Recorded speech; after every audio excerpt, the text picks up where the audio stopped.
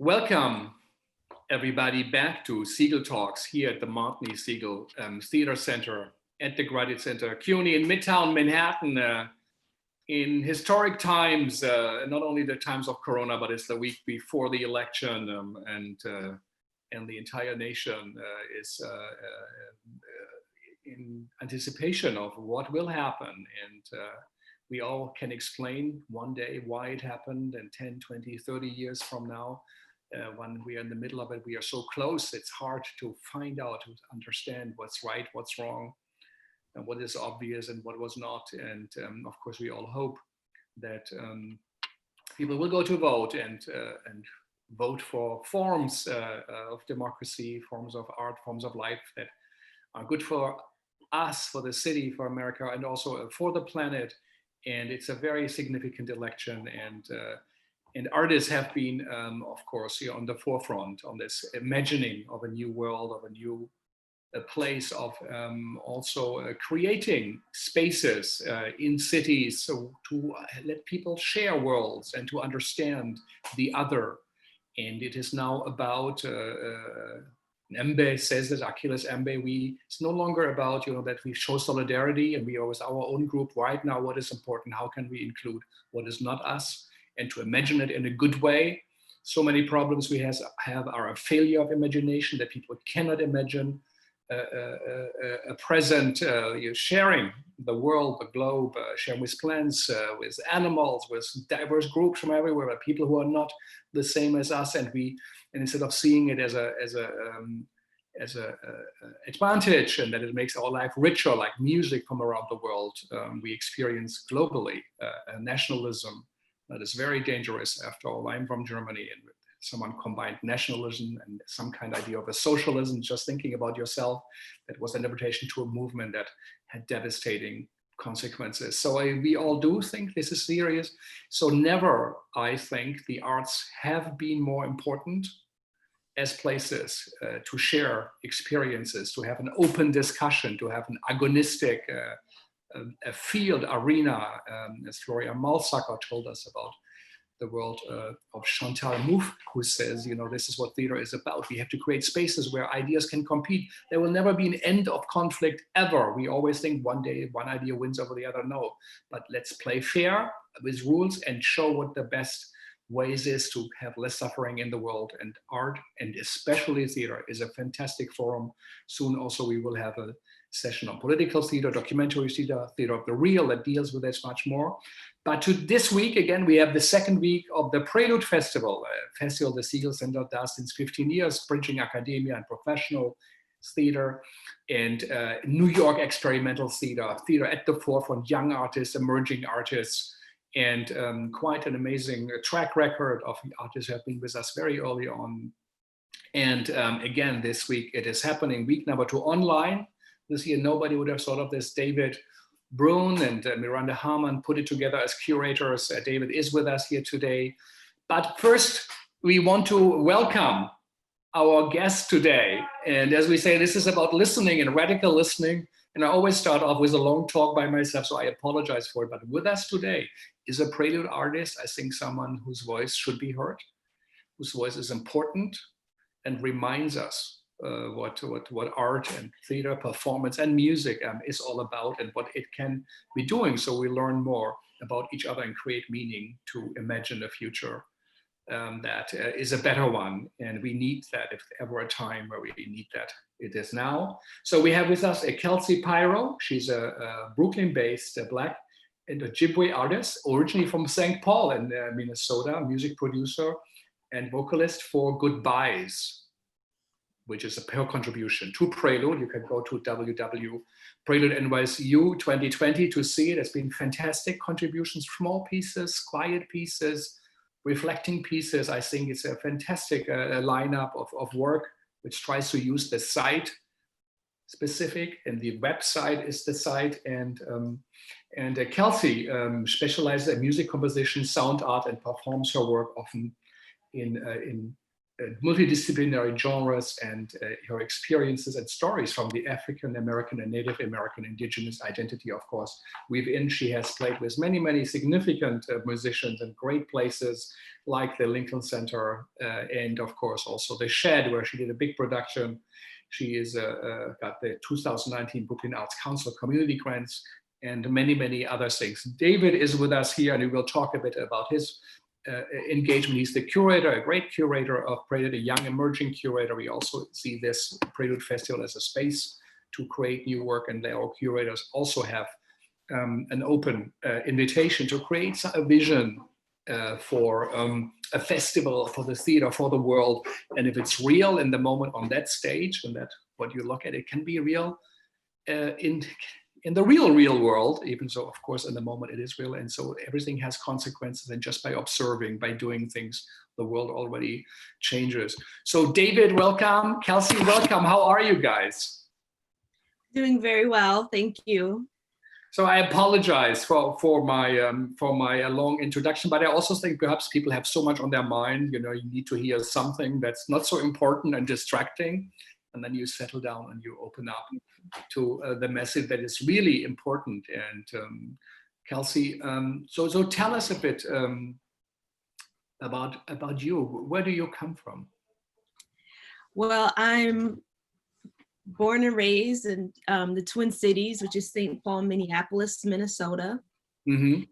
I moved here in 2011 and have been working mostly in education with youth in different ways, for the most part as a teaching artist and arts educator. And my cultural background is African American and Ojibwe Native American, so African American on my father's side and Ojibwe Native American on my mother's side. So, and how did you connect to producing art, creating music, sound? Tell us a bit about your story. Well, my mother is an amazing woman in that she's always had me really involved in a lot of the arts. Minneapolis, St. Paul is a place where, most people think of it as like flyover country, but really there is a huge, beautiful arts community there and a lot of free arts programming. So my mother had me in a lot of arts programming from a very young age. And I actually grew up with just my Native family, and I didn't grow up with my African-American family, but my mother knew it was very important and that my reality in this country was going to be that of a Black woman. And so she put me in African-American dance spaces like Drill Team or the Penumbra Theater Summer Camp, which is I believe it's still the only African-American theater in the Twin Cities and maybe Minnesota as a whole. And then she also had this dream that one day I would become the next Yo-Yo Ma. So she had me take cello lessons. So she really is the one who instilled arts in me. And really, even though my mom's side of the family never pursued art professionally, my mom is an artist, my grandmother is an artist. My great-grandfather I know is an artist because he made jewelry for my great-grandmother. So it's just all been really embedded in it. And my mom really wanted to instill my pride in being a Black woman by really infusing me into the Black community as much as she could, and especially the Black arts community in Minnesota. And from there, I really got into spoken word poetry, and that took me a long way. So I was doing poetry and theater and music. I eventually got a full scholarship in undergrad to be a part of a hip hop arts program called First Wave in Madison, Wisconsin, the University of Wisconsin-Madison of all places. And that provided me with a lot of great opportunities and training, and I got to learn how to produce and develop your own shows and projects in that program. And we got to travel around throughout undergrad. And then I guess I decided I wanted a challenge, and I moved to New York City with $1,000 and slept on the floor for a month. but have finally, found my way after being here about 9 years and really getting into the arts community here. Yeah, and so David, yes. Kelsey, I'd love for you to talk a little bit about goodbyes, and maybe two things to think about. I'd love to hear more about how your work has taken shape since you arrived in New York, which feels very similar to my own story, although I'm not a very good artist. And I'll just say something that really struck me about goodbyes, and Miranda as well, my co-curator, is the way it seemed to invoke all these different time scales. On the one hand, there's these very long sweeps of history. Think about the history of the Americas more broadly, and the history of people from Africa in the Americas.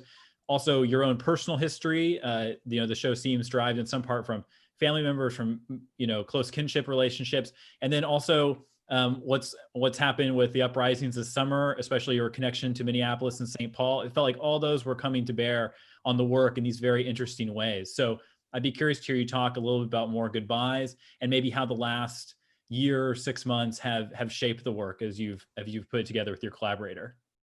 Okay, yeah. Whew. That was a lot, I know.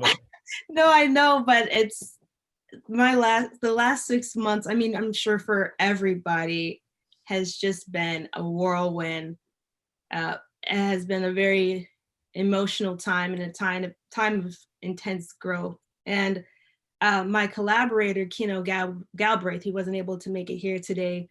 He's my partner in life, and he's my partner in art, which is really great. He's a Jamaican artist, Jamaican photographer, and I guess filmmaker now. So he has really supported me in many ways over the past 6 months. So goodbyes initially started 5 years ago as me getting back into music production. And some of the songs were actually made on GarageBand, where if you know anything about music production, it's the software that just comes with your Mac. It's not that advanced. And then as I began to relearn music production, and just grew and grew and grew into 6 songs, which I realized were all love songs about different African-American men in my life who are no longer in my life for various reasons. 2 songs are about a dear friend of mine who passed away and was a victim of suicide, who was an artist in Minneapolis, Minnesota, who touched many lives. His name is Andrew Thomas and went by Phonetic One.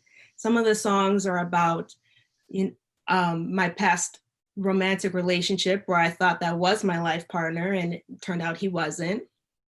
And then there's a song about my father, and it's about the story of why he is no longer in my life, whereas he was swept up in the 90s, in the 80s and the 90s, early 90s, when cocaine and crack hit the Black community really hard all over the country.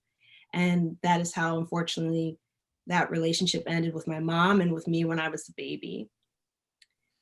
And so these songs have been coming together for a very, very, very long time.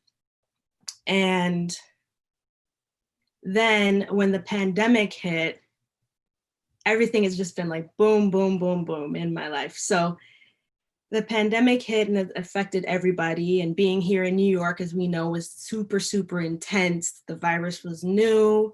We were all locked down, and we were taking it really seriously. But then I saw, people in Minnesota weren't taking it as seriously, and that was really scary. And then George Floyd was murdered, and there was an uprising in my hometown, in one of the neighborhoods, in the neighborhood I was born, and in the neighborhood where my mother was living. She's disabled. And so literally she's telling me they're burning everything and I'm scared and I can't go to her. There's nothing I can do. And then because, you know, unfortunately, people in Minnesota were not taking the virus seriously. The people that she was living with were not taking it seriously. And my mother caught the coronavirus and spent 2 months in the hospital and 1 month in rehab. And that was really, really intense. And then finally, in July, even though the numbers in Minnesota were going up, all the numbers here were, you know, went down quite a bit. And I was like, all right, it's time for me. I need to go home, and I need to see my mother, because they finally were letting people come in to see their loved ones, because the doctors were realizing like that it helps people survive when your loved one can be with you. And so the doctor told me they would let me in. So I was like, all right. And my partner is amazing. He got me a flight back to Minnesota, and I saw her, and she got better in like a week of seeing me. It was crazy.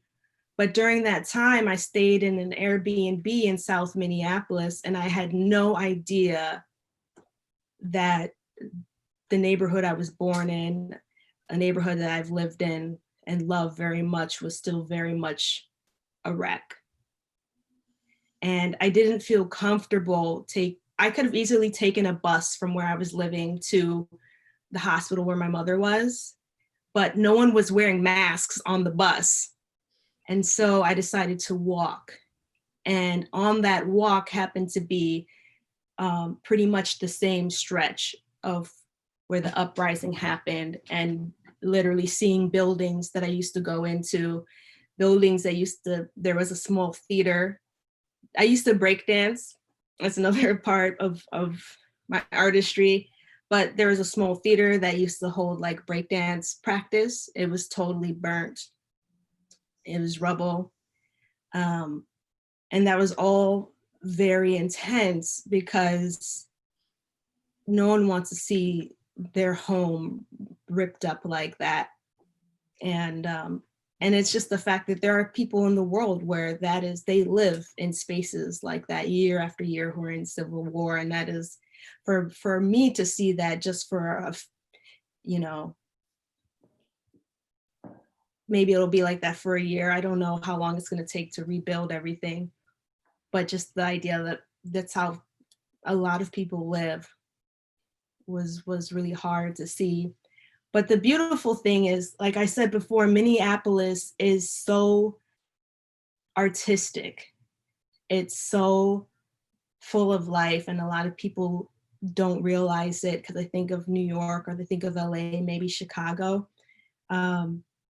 But, you know, that's where Prince is from. You know, that's Lizzo actually moved to Minneapolis to make her career. There's a ton of art. It's got the most theater seats next to New York.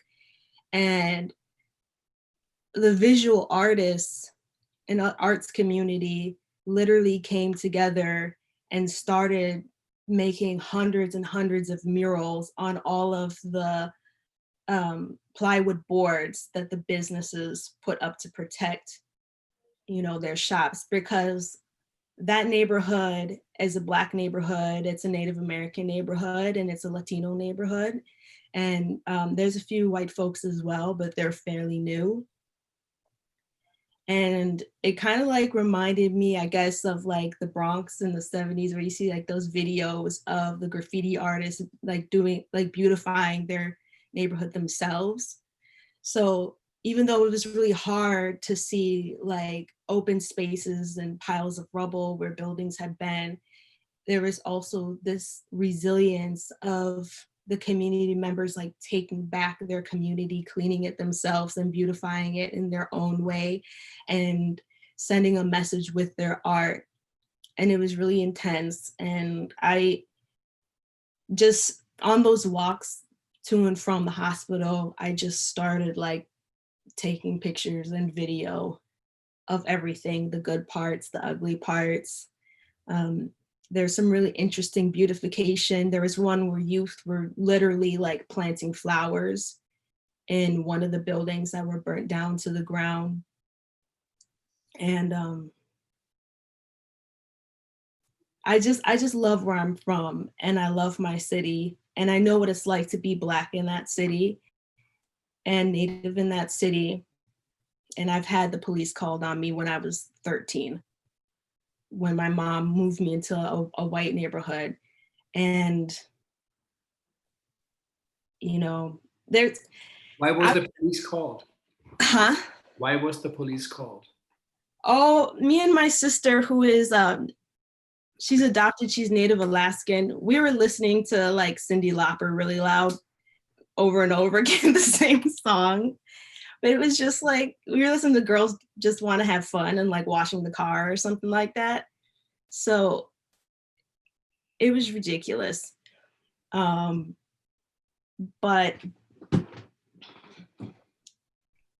yeah, it's really interesting because I wasn't there, obviously. I was here in New York, quarantined when the uprising happened. But there's also, you know, a lot of talk I hear from my friends that the fires weren't started from people in that community, that they were started by, you know, white protesters who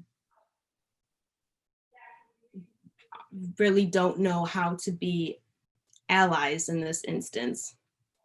And there's videos of like white protesters smashing in windows at the AutoZone that used to be standing there. That's not anymore. And so it's very complex in that we need white allies to fight with us so we don't have to fight these battles alone. And sometimes you need to mess things up so that you can finally be heard. But then you leave a Black and brown community a complete mess. And we're left to pick it up ourselves. So it's like this needed to happen. But was this the right way? Is this how it needed to happen? I don't know. I think that's an ongoing talk and debate.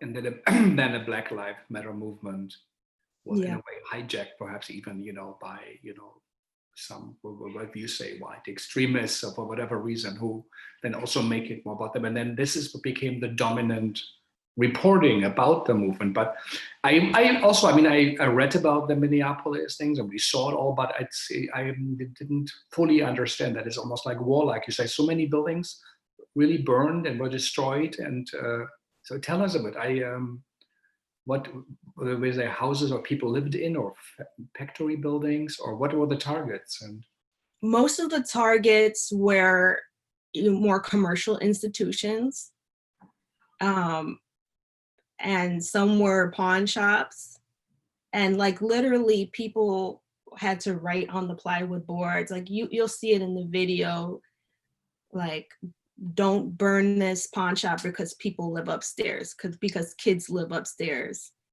And I know for a fact that one building was burned because they thought it was a condo going up. And in Minneapolis, a lot of the affordable housing programs and projects, they look like new condos, which is really good. It's cool. So one building that was burned where they thought it was a condo for wealthy people coming into the city was actual an affordable housing, you know, project that was being built. And right now, like on the other hand, with the pandemic, Minneapolis and St. Paul is starting to look a lot like LA, where a lot of the homeless people are living in tents outside. And so that is also really, really, really intense to see. Because of the pandemic, there's not as much space in the shelters. And so you have parks, there are areas that it's designated or people have no choice to set up camp and to camp out. And so it is really rough to witness that right now. And a lot of my friends who do social justice work are like, you know, what's gonna happen? Because it's already snowed there. mm-hmm. It's so cold, yeah. So it's not like here and it's not like LA. So I'm really praying for my hometown right now. And I hope that Goodbyes, which mixes my personal loss with Black men that I love amongst what's happening now currently with the Black Lives Matter movement. I hope that, you know, it at least might bring a little attention to what is still going on in my hometown, because it's not over just because those officers were arrested and charged. It hasn't gone away. It's still there. Kelsey, I have a question. You know, and one, thank you for sharing your story. And I'm also sorry to go on mute. I have construction outside and I don't want to interrupt. But when you were filming, did you imagine that this would become, you know, a kind of work its way into your art? Obviously, a lot of us will film and do things now because we have the access to, or did that impulse come later? I mean, and maybe one version of asking this question is, was your art a way to kind of process and think through and maybe even find some healing in the moment, or how did that interaction happen? I mean, I think because some of these pieces started so long ago, it's kind of come to be over a long, like a period of time. And just the music has had so many different names itself as it was coming together. And at first it just started out like, I'm gonna make an EP. And then it was like, oh, these songs are all about the same theme. And let's process that. And then I thought it might be cool to work with Kino again, because we worked on the same piece at the Shed. He did some film for that piece. So I asked him if he'd be interested in doing some more like experimental film work around how he felt when he heard the music. And he said yes. And then the whole project was like paused when my mom got sick. So initially, before she got sick and before the pandemic, I had a whole bunch of plans on how I wanted like the film portion to come to light. But then when the pandemic hit, we had to change everything because I wanted to work with like dancers or actors and not really be in it myself. And then it's like, oh, if we do it, we have to be in it. We have to change. We have to film some of this inside my studio apartment. And so it kind of allowed us to be a little bit more creative. And Kino, who really does not like to be on camera, took a risk and is in 2 of the videos to be a part of it, so that we were able to make it like the film safely and like social distance. Even with the other 2 actors that we did end up working with, it was like, how do we do this and be safe? And then when I was sent the opportunity for the Prelude Festival, and I already had all of the photos and images from my trip back home in July.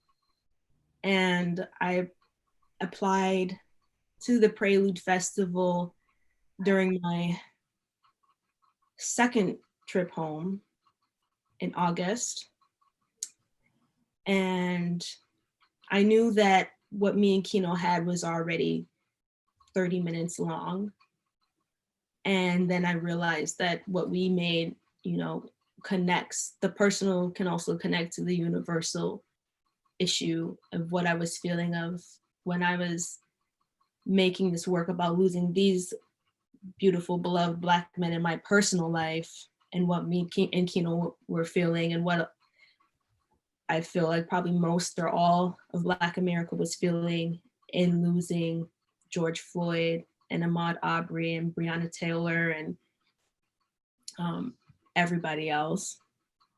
And so it just felt like it made sense to use all those photos and videos that I took as a whim, to use them in this way to make that connection. So from 2015 to today. And how are you thinking about, I mean, music just seems so central to your work. It was one of the things that, Ren, I love the sound.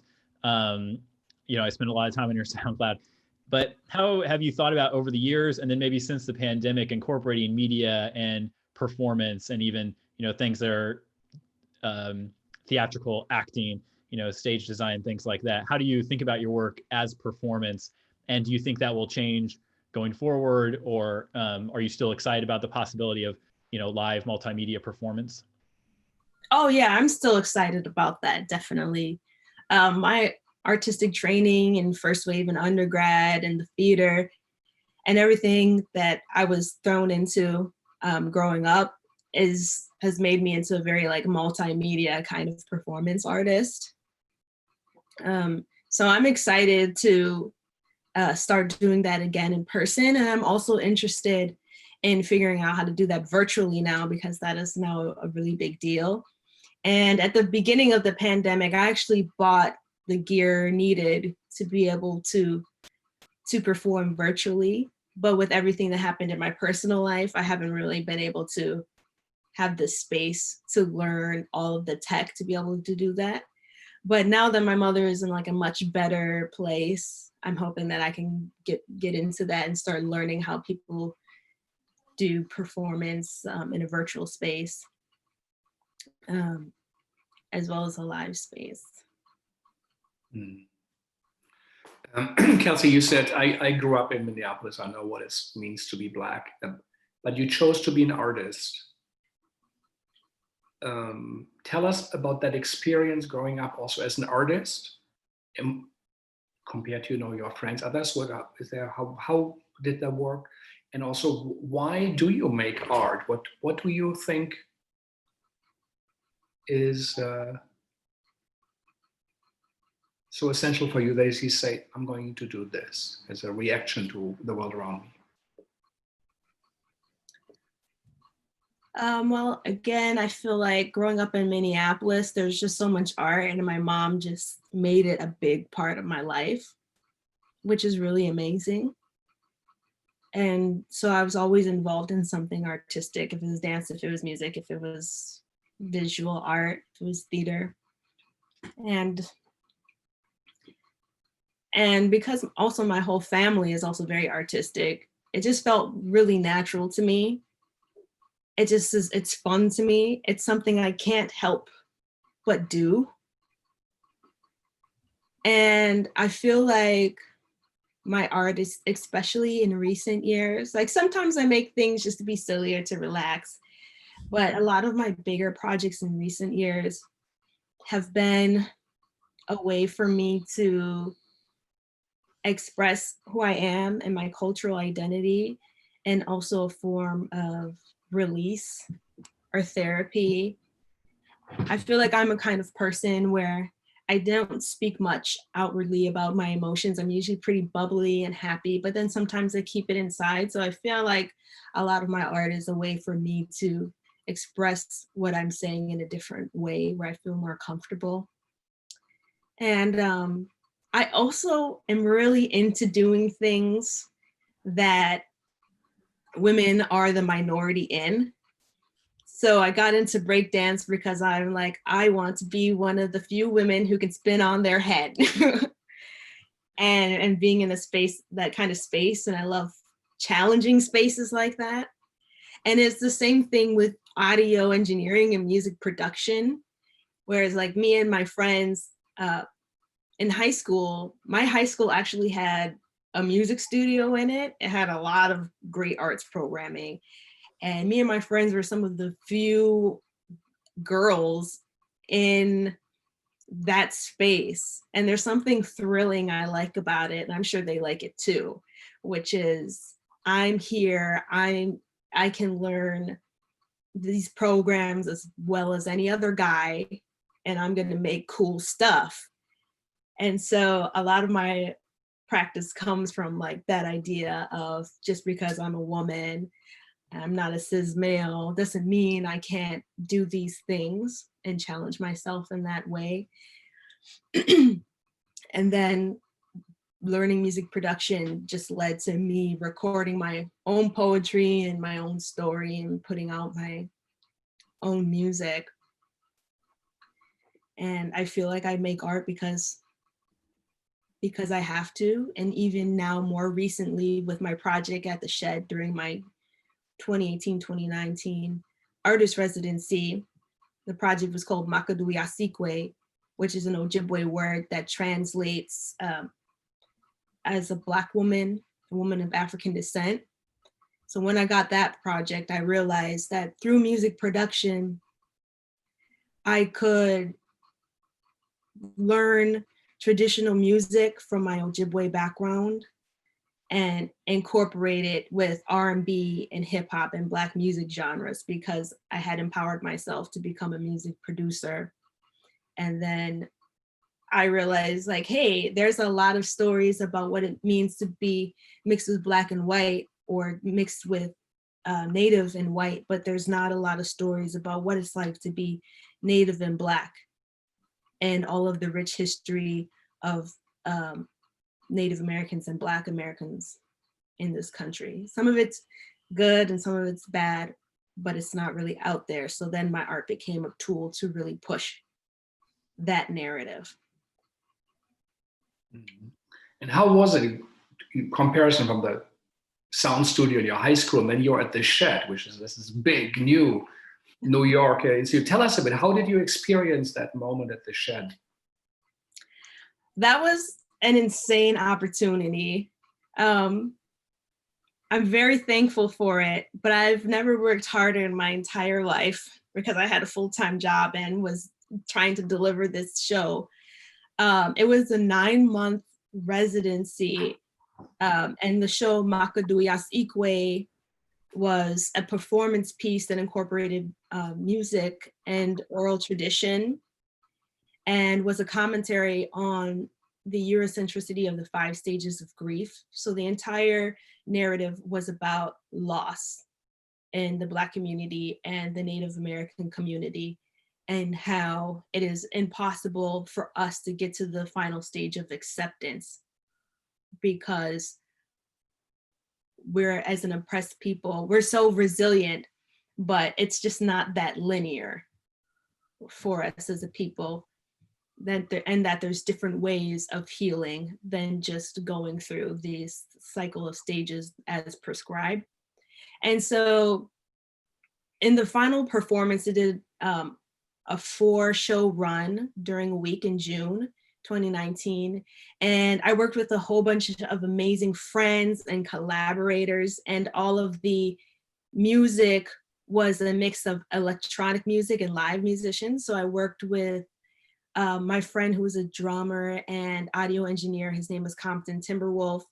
And I worked with my other amazing friend who I've known since undergrad. His name is Ben Hoffman. He primarily plays piano, but he also does vocals and drums. They're both geniuses in their own right. And so I played the music with them, and then projected on the screen in the background was Kino's work. So what me and Kino did was we traveled to Minneapolis, Minnesota, and we shot in the Black community. And then we traveled what we call in Minnesota up north, so by the Canadian border, to the Native reservation that my family is affiliated with, the Fond du Lac Band of Chippewa Native Americans. And we met with my aunties and we filmed in that area as well. And so all of these elements came together to create like a very, I guess, multimedia production. And it was really fun, and it was really crazy. We had to do all the set design ourselves. And so I had a pizza night, and I was like, I've got pizza and beer, come to this warehouse and paint these long strips of paper with these basically slurs that mixed people are called, like red boned, high yellow, or colloquialism, not really slurs, Indian hair, things like that with the different colors of that are attributed to both being African American and the medicine wheel being Native American, which is red, yellow, white, black, and then also green.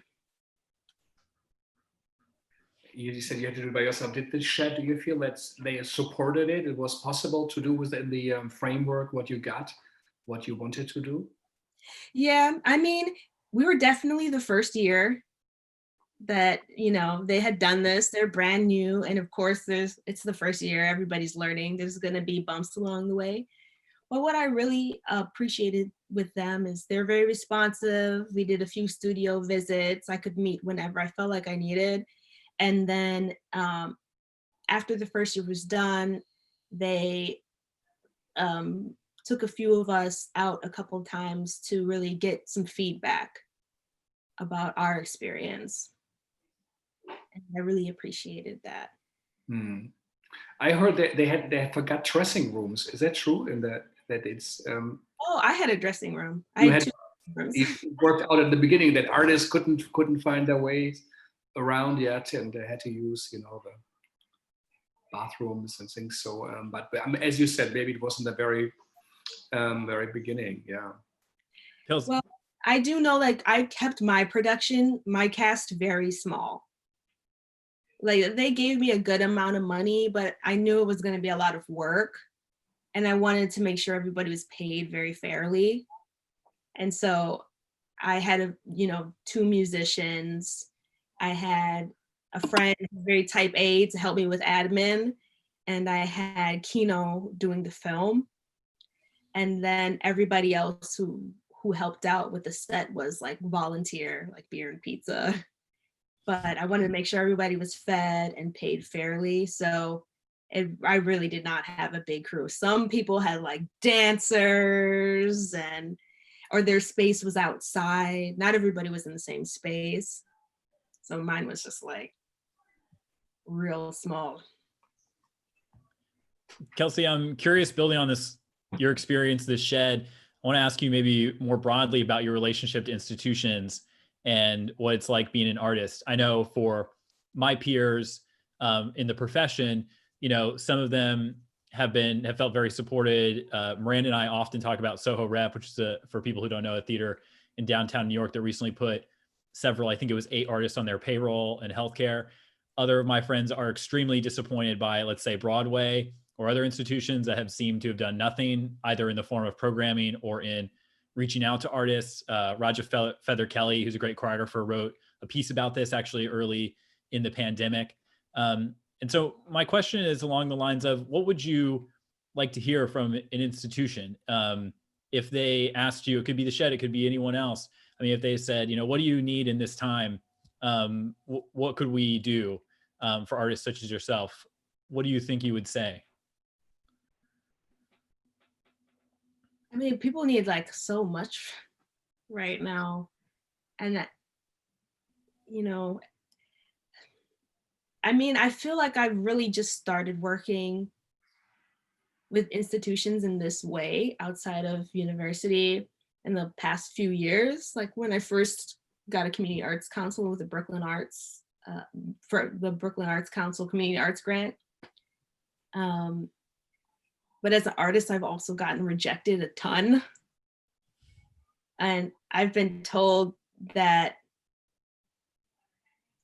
even though I pitched these project of, hey, I want to push the African American, Native American narrative, that my work that's not what they're looking for. I wish institutions would just take more risks and say yes a lot more and really do what they can during this time to help artists that they say that they serve. But it is really hard to say because everybody, even these institutions I know, are losing funding right now. But I guess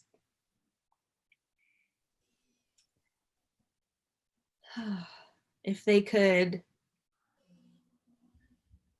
perhaps try to bend more with the times, like the Prelude Festival has done, and to keep going as much as they possibly can with their programming, to hire artists and to be innovative with how they can keep putting on productions safely. That's a hard question to answer. I know I've, lost work, definitely. As a teaching artist, I lost most and then all of my work. Mm-hmm. I don't know. I hope that they could do what they can, as much as they can. No, thank you for sharing. I mean, I don't think there's any easy answer for sure. As you said, there's multiple things. I mean, to some extent, there are days, just to share a little bit, there are days when I feel like they should just all band together and figure out how to give people healthcare and not even worry about the programming. I mean, I'm glad what we're doing at Prelude. I'm proud of it. I'm thrilled to have you in the festival among everyone else. But then there are times when I'm like, okay, maybe we can just turn this into one large mutual aid sector. But I also know there's people are making interesting work, and every institution is so different, having worked at others. But I think what I've gathered, I think some of my peers have gathered, is that it has become more clear who means their rhetoric when they say we serve this community, including artists, and for whom that rhetoric might be a cover for a other kind of corporate project. But as you said, there's no easy answer. And thank you for what you said about Prelude. For people listening at home, we're trying. We're certainly not the Shed, but it's thrilling to offer some opportunity and space and a little bit of resources for artists such as yourself. Yeah, I definitely appreciate it. And even though Prelude is not the Shed, I love it because I feel like I can really get funky and take risks and see a lot of cool work, because Prelude is just like, do your thing and submit it to us. And, there's not a lot of, we need to see this. We need to come and make sure, there's a lot of trust, and I appreciate it. Well, you gained Brandon my trust. I think immediately when I heard the video and heard the music come on, I was like, yes, this wants to be a part of it. And I loved in the sample you sent, it was a video of a young Black man hanging out. I mean, just kind of, there was a certain joy and just being with someone, with the, as you as the viewer, kind of as the camera, and the music helping you be a part of the scene. And Miranda and I feel like, to some extent, there can be a revolution in just being with people and just taking the time, and walk. I was so inspired when you were talking about the story of just walking the street, and capturing what you felt was important to hold with the camera and hold inside of yourself. And that to me can be as much a revolutionary activity as, any kind of other thing we might think about under the rubric of protest or direct action. But people taking care of each other is, to me, as much of an insurgent activity. And it's uneven, of course, for people in your community. There's so many more obstacles and struggles than perhaps someone who inhabits certain vectors of privilege. But that was what struck me about the sample you sent, in tandem with the language you had about it in your larger project. But immediately I knew I wanted to spend more time with this. So thank you so much. Yeah, I agree with a lot that you said. Like, hanging out and taking care of each other is an act of protest. And like, that resonates with me even more now, because as soon as my mom got sick and I knew I would have to go and take care of her, as much as I wanted to be on the streets and protest, I knew that what is most important is that I use, taking care of people and self-care as protest, because I want to make sure that I'm not bringing this virus with me into the hospital around vulnerable people. And then I also rent from a really amazing 91-year-old woman. And so I also knew that as much as I protested a little bit, but then when she moved back into the house with me, I knew it was most important for me is to make sure that I keep her safe, because I saw what the virus did to my mother, and I do not want to witness that again with anybody else close to me. And then basically this piece became my protest in the art.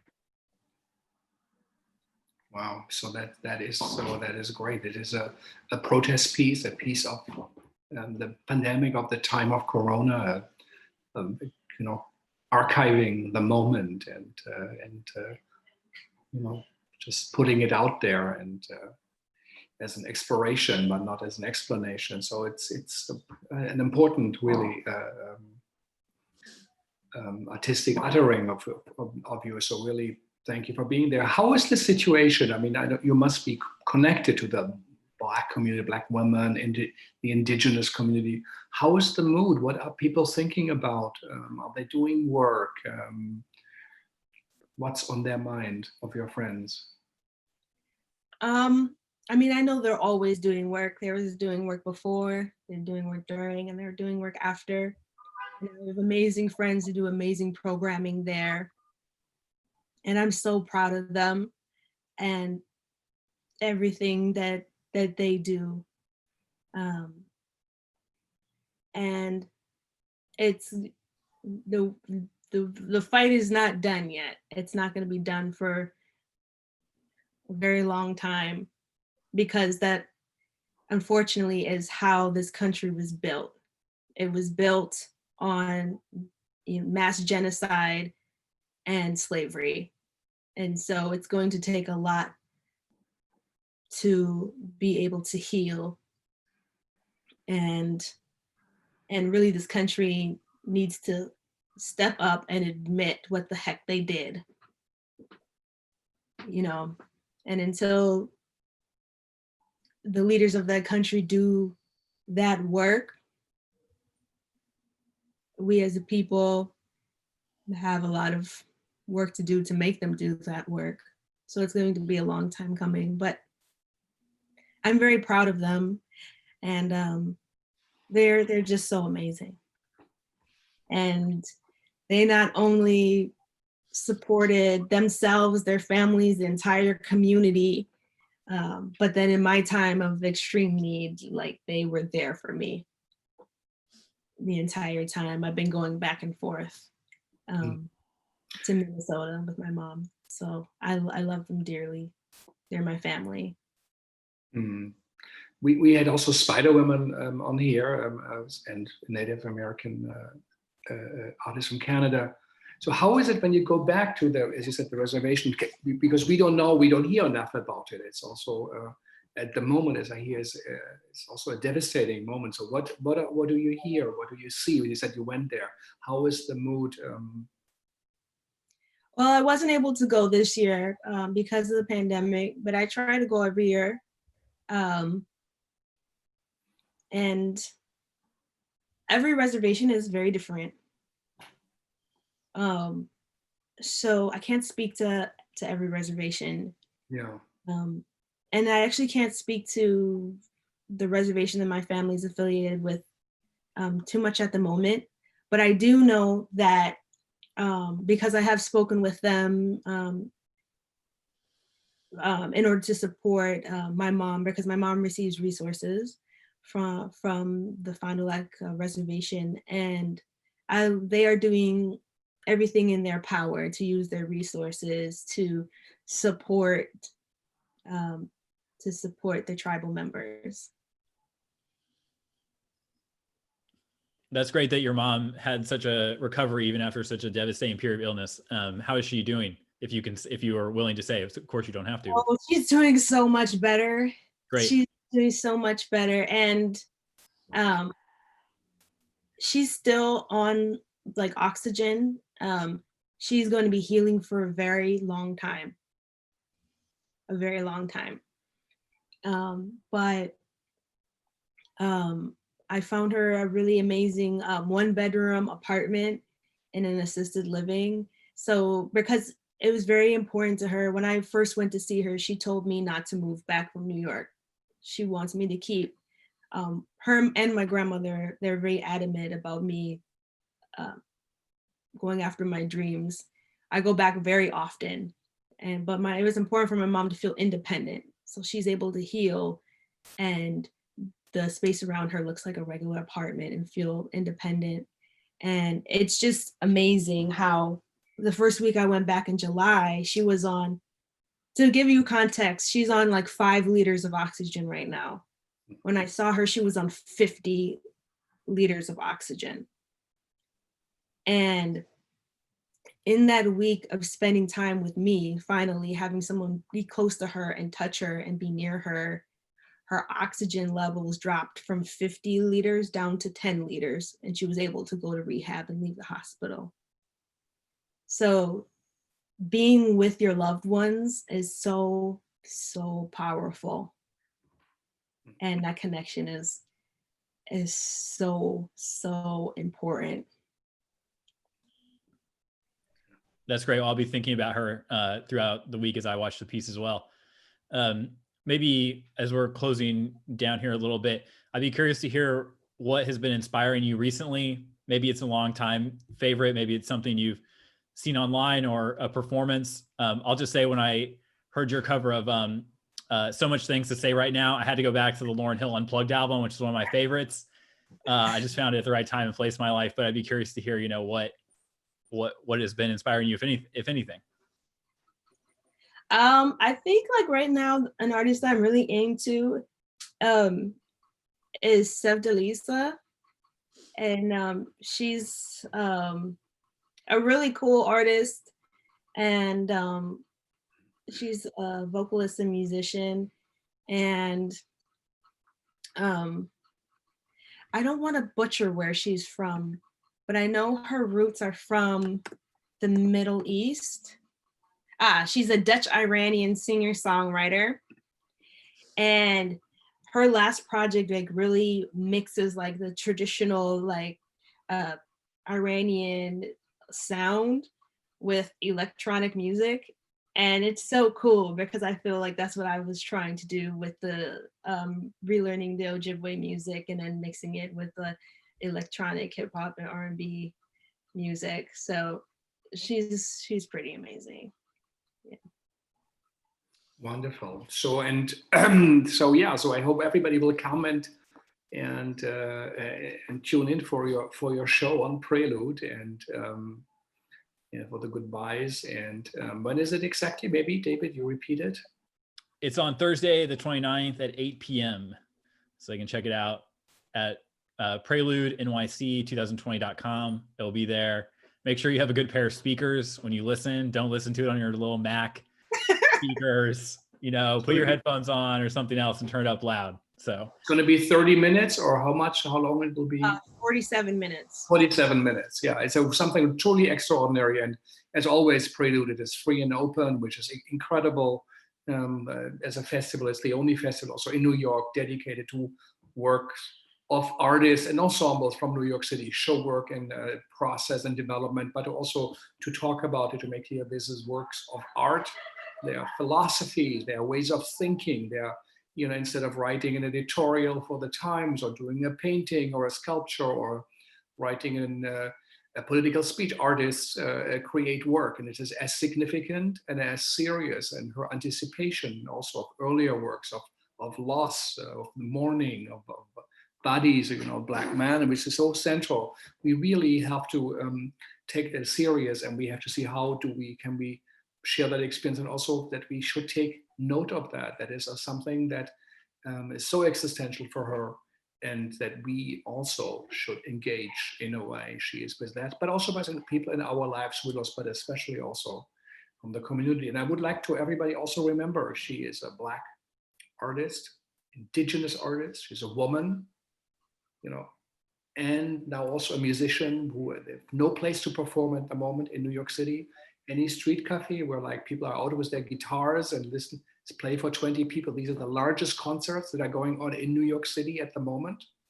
There used to be Madison Square Garden. There are no jobs out there. So what you do against all odds is astonishing, and that you produce the work, that you put it out. And it's a very important contribution, I think, for us to understand the world and to find meaning, and also what art can do, and to when we listen to the songs on Thursday at 8, to really spend time with you and your thinking in your mind as an extension of your thinking, your dreams, your brain. So we feel you, and this is what art does, and that's why we need art to imagine a better world as you do, because in the loss, it's also the longing for change and to take care of what we have and what we also can lose. So it's truly extraordinary, and thank you, for joining, David. Also, so great that you made it. You will also be here with us tomorrow and hopefully on Thursday,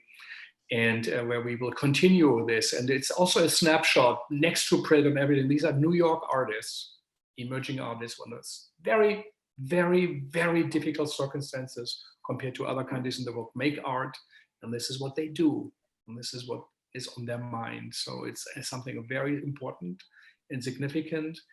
And I hope we got the message out also for you, the viewer. After all, this is really about you who listen now at home at their computers. How can this affect you, and how can you do your research about your loss, and how do we perhaps also put in a form and to learn from it that such things change. As Kelsey said, we have to acknowledge what happened in this country, and we can only go really forward if there's some atonement for things that have been brutal. So thank you for sharing. Thanks for Howlrun for hosting us, David and Miranda.